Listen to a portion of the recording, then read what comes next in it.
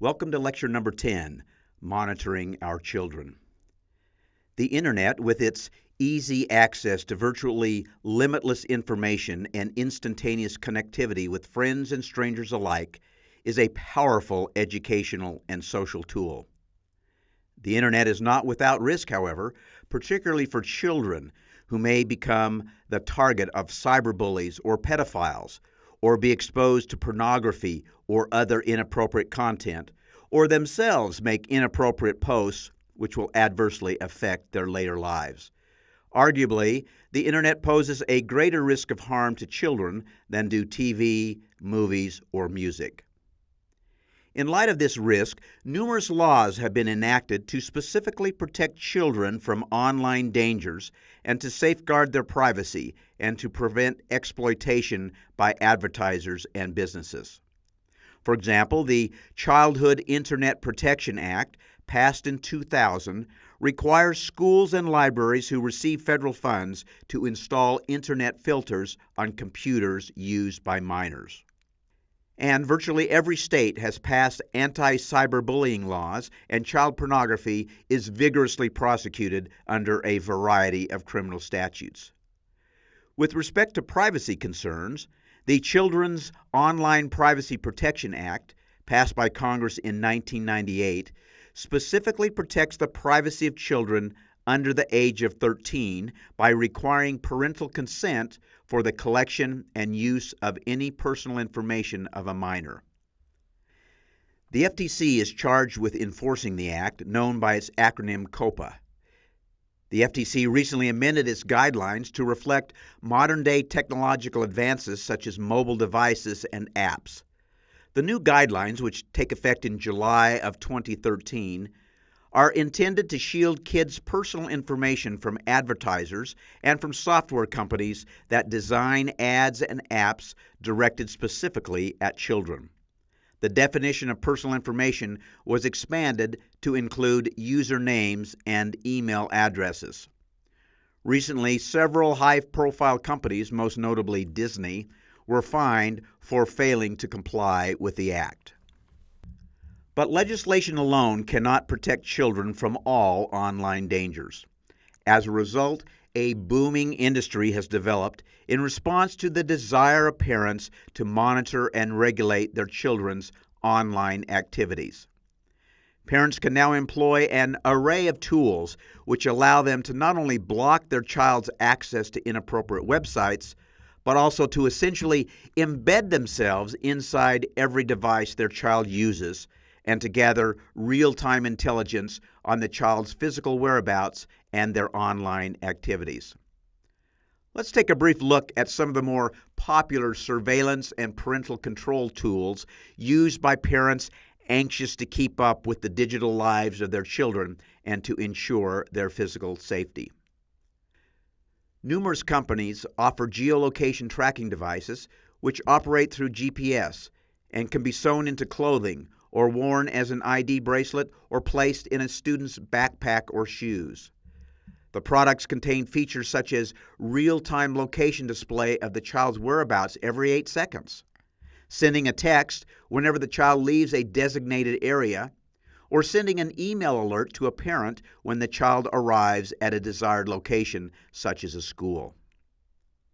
Many cell phone companies are addressing parental concerns over teen texting and driving by offering apps on their phones which will automatically disable a phone's texting and calling features while driving. The software allows an override in an emergency and automatically notifies a parent if the override is used. There are dozens of these so-called parental control or social safeguard software programs which give the parents the ability to block access to certain websites or place time limits on computer or cell phone use, or receive a report of what websites their child visits and when. Here's a screenshot of a printout showing what websites Bobby visited on April 1st. Note that the parent can elect to view the actual site visited, see what other parents say about the website, block future access to the site, receive an alert when the website is visited again, or set time restrictions on when the site may be visited. Other programs monitor and log all emails and text messages. A recent Pew study showed that 64% of teens with a cell phone had texted during class, and that the average teen who texts sends over 125 messages every day. Here is a screenshot of a typical report showing the chat and other instant messaging of a child. Here, an IM chat between Christine and Ingrid, who are planning on sloughing school while the parents are out of town and Grandma is staying with them. Note that common abbreviations like NFC, no effing clue, and LOL, laughing out loud, are translated for the user. Christine, how's it going? Ingrid, not bad. Parents left on vacation. Christine, who watching you? Ingrid, grandparents. Christine, and they have NFC. Ingrid, what you mean? Christine, skipping school tomorrow with Brad. You in? Ingrid, is Kyle going? Christine, yes, it will be so cool. Ingrid, I'm in. LOL. A parent can even monitor what their child is searching for on Google or other search engines. Here is a screenshot of a printout that Chris's parents would receive showing that on March 26th, he searched for World of Warcraft, Columbine, cheap tattoos, growing marijuana, and lovely girls XXX. Chris is obviously a typical 16-year-old. Let's watch this video by Sprint of a mobile device monitoring system it offers parents. It's hard to help my kids make decisions about when it's appropriate to use their phones. Sprint Mobile Controls shows me how my kids use their phones and lets me set limits on games, calls, and texts. I can view a summary of the calls and texts my kids made this week. If they're texting in class, I can set their phone to receive only my phone calls during school hours. I can prevent them from texting during dinner time with a single click. Sprint Mobile Controls also lets me keep track of who my kids contact the most, so I can stay up to date with their new friends. Help your kids use their phones responsibly. Sign up for your 30-day free trial of Sprint Mobile Controls. Parents are monitoring their child's online activities not only out of a concern that their child may be engaging in inappropriate online activities, but also to act as an early warning system of future trouble.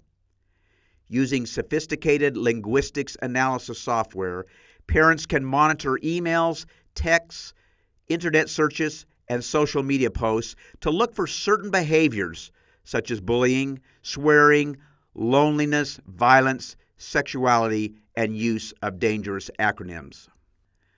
Of course, this pervasive monitoring by parents of their children obviously raises issues about where the appropriate line is between a parent's right to exercise their parental authority and a child's right to privacy.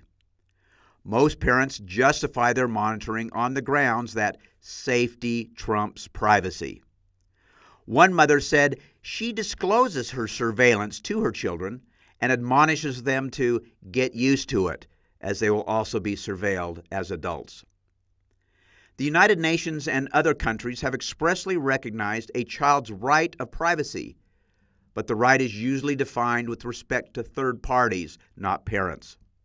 In the United States, children nearing the age of majority do have legally recognized privacy rights with respect to their parents in certain specific contexts, such as access to abortions and contraceptives. But the contours and scope of a child's privacy from one's parents is not entirely clear. This video does not address this issue, but the subject will be discussed in this week's Question of the Week, which poses the following question: should children have a right of privacy in relation to their parents? Next week, we will begin discussing the topic of who is responsible for regulating and enforcing privacy in the United States. We will specifically analyze the interplay between Congress, the courts, regulatory agencies, and NGO privacy advocacy groups.